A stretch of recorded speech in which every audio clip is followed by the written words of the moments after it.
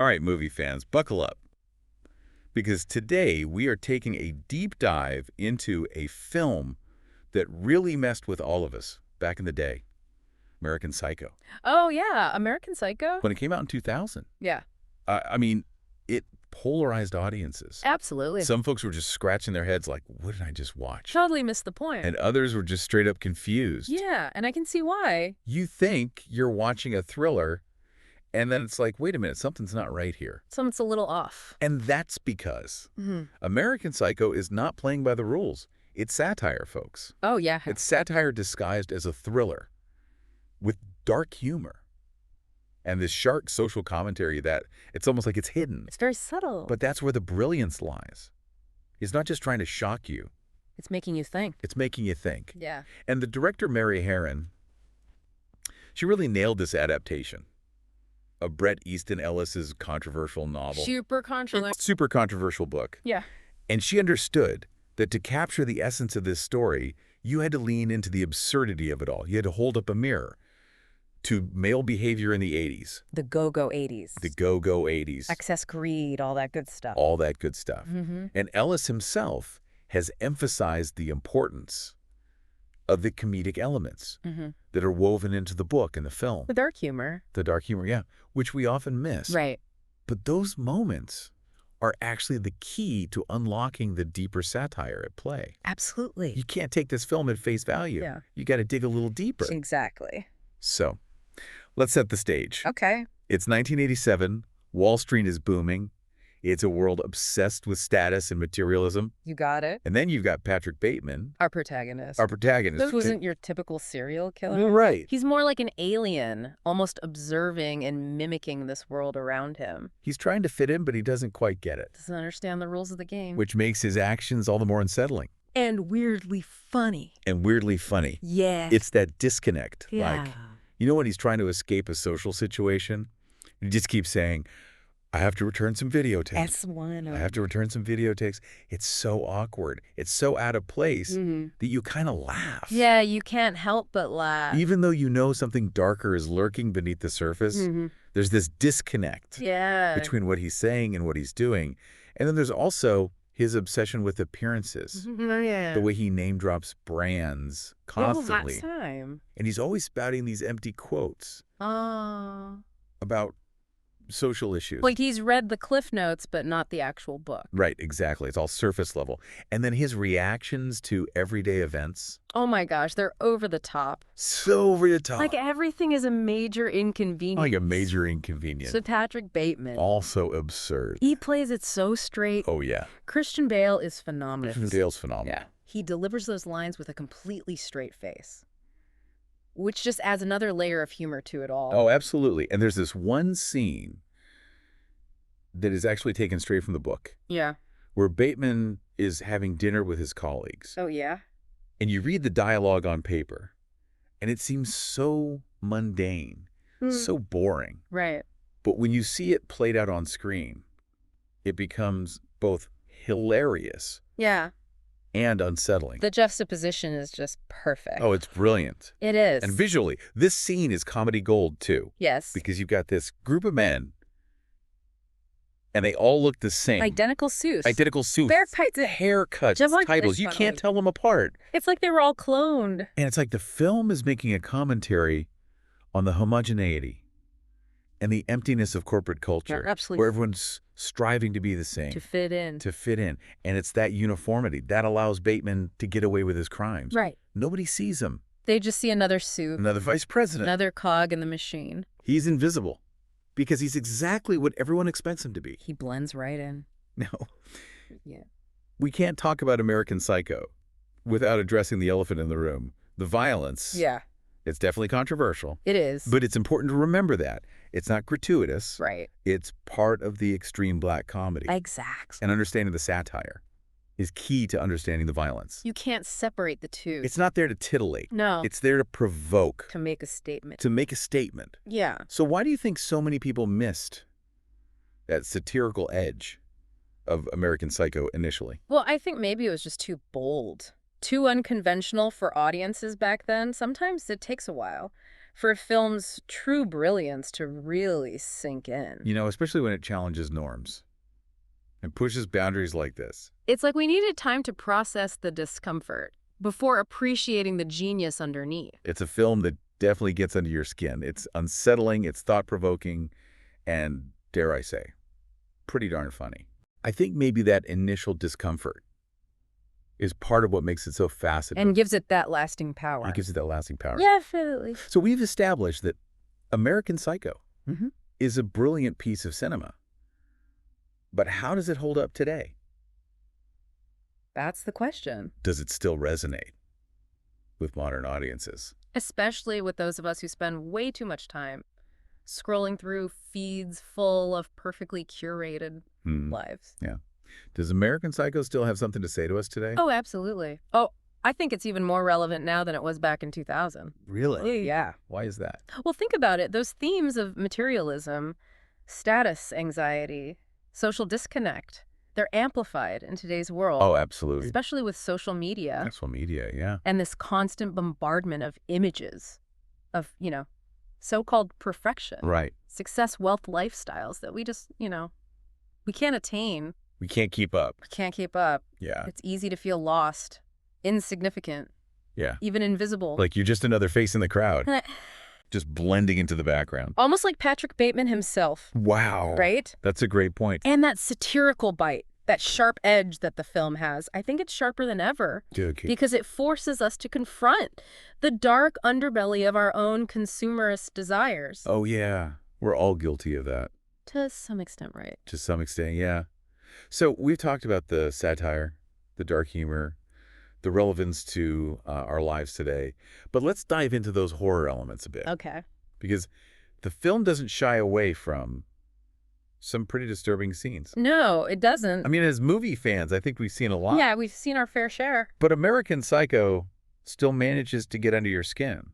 It does. How do they do that? I think it's intentional. Those scenes are designed to be unsettling. Okay. They're meant to expose the hollowness, the depravity that lurks beneath the glossy surface of Bateman's world. So it's not just about the violence itself. No. It's about what the violence represents. Exactly. It's like the violence is a symptom Of a deeper sickness. of a deeper sickness. Yes. It's like a physical manifestation of the emptiness and the moral decay that's eating away at these characters from the inside out. They have every... But it means nothing. Exactly. It's all surface. All surface. No depth. No substance. Think about that scene where Bateman is getting ready for a night out.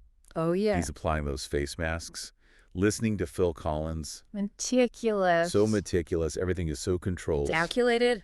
Empty. And then he goes out and commits these horrific acts. It's like the violence is just another part of his routine. Right. Another way for him to exert control, to feel something. Anything. In a world that's numbed him to everything else. It's a twisted way of seeking connection, wouldn't you say? Absolutely. And that's the genius of the film's approach to satire. It doesn't shy away from the darkness, It embraces it. but it uses that darkness to expose the absurdity of it all. Exactly. The violence is shocking, Yes. but it's also darkly funny. Because it's so over the top, so excessive. Like a cartoon almost. It's like a commentary on the desensitization to violence Yeah. that was so prevalent in the 80s. And let's face it, still an issue today. Oh, absolutely. It's like the film is saying, look at these people. Look how empty their lives are. And look at the lengths they'll go to just to feel something. Even if it's pain. Even if it's pain. Yeah. It's a pretty scathing indictment of a culture that values appearances above all else. Right. A culture where success is measured by the size of your apartment, the brand of your suit, how many business cards you can fit in your wallet. And it's a culture that in many ways is still with us today. Oh, yeah. We're still bombarded with images of perfection, still chasing status and material possession. Still trying to keep up with the Joneses. Exactly. And American Psycho serves as this reminder that beneath all the glamour and the glitz, There's often a dark and unsettling truth. it forces us to ask ourselves, what are we really chasing? But at what cost? And at what cost? Yeah. So that's why it continues to resonate. It's a timeless satire. That speaks to the anxieties, the uncertainties of modern life, It makes you laugh. It makes you cringe. It definitely makes you think. all at the same time. All at the same time. What an experience. It is an experience. Speaking of experiences,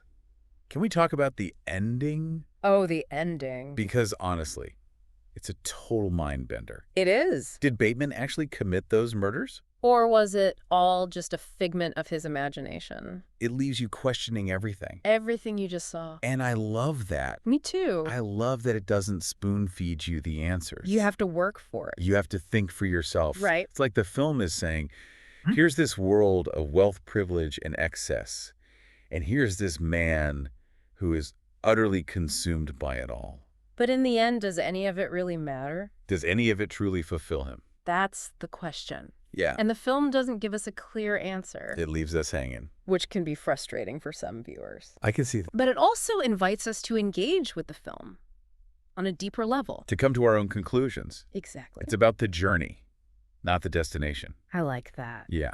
I like that a lot. So the ending forces us to confront the limitations of our own perceptions. We, as humans, are wired to look for clear resolutions. We want closure. We want a neat little bow on everything. Right. But life, unlike a neatly packaged film, doesn't always offer those. Sometimes there are no easy answers. Sometimes the truth remains elusive. And we're left with our own subjective experience. Which is a pretty unsettling thought, isn't it? It is. It's kind of a rabbit hole to go down. Yeah. To think that everything we experience, everything we believe to be true, could just be a product of our own minds. But that's what makes American Psycho so compelling. It stays with you. Long after the credits roll. Long after the credits roll. And, in a way, that uncertainty can also be liberating. How so? Well, it means that we have the power to choose what we believe, what we value, and how we want to engage with the world. We're not just passive consumers. No. We have agency. Exactly. So for movie fans watching American Psycho today, what would you say is the biggest takeaway? I think the most important thing is to be critical viewers. Okay. Question what you see. Challenge the status quo.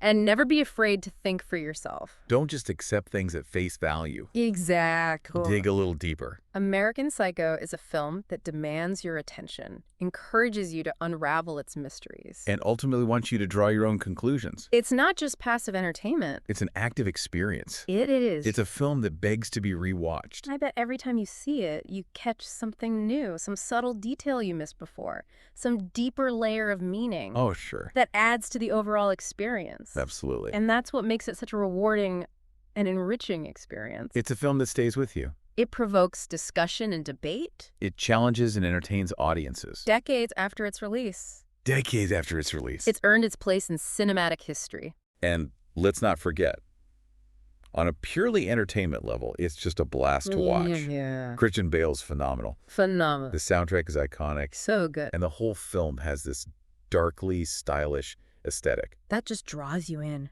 even as it repels you.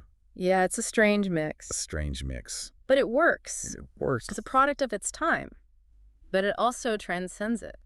How so? Well, it captures the excesses and anxieties of the 80s, yet it also speaks to the enduring human desire for connection, meaning, and purpose in a world that often feels superficial and meaningless. So it's timeless in a way. In a way, yeah. So if you're looking for a film that's both entertaining and intellectually stimulating, American Psycho is a must-watch. just be prepared to question everything. Everything you thought you knew about the world, about yourself, about the nature of reality itself. It's a wild ride. It is. And- It's not really about whether Patrick Bateman actually committed those murders. Right. It's about what the film says about us, about the society we live in, and about the choices we make every day. It's about holding up a mirror to our own desires. And asking ourselves if we like what we see. Now, before we wrap up our deep dive into American Psycho, there's one crucial element we can't overlook. The music. The music. The soundtrack is not just background noise. It's practically a character in itself, It really is. adding another layer of brilliance to this cinematic masterpiece. All right, so we're back.